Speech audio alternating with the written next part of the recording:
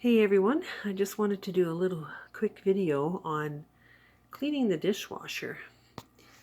Now, I don't know if a lot of you know that right here, where the door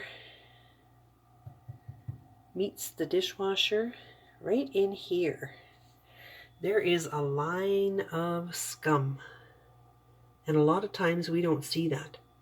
So I'm going to spray that down with some thieves cleaner, and then I'm going to wipe it, and I'm going to show you.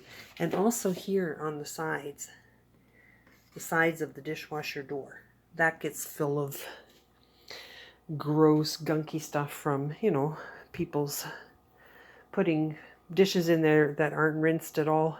So a lot of the food builds up there. But I'm just going to show you what it looks like when I wipe it. So I'm going to spray some of my thieves cleaner in there. And I've got a nice clean cloth.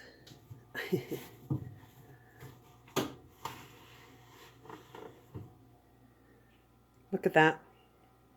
Isn't that incredible? That is very slimy and very gross. Yeah.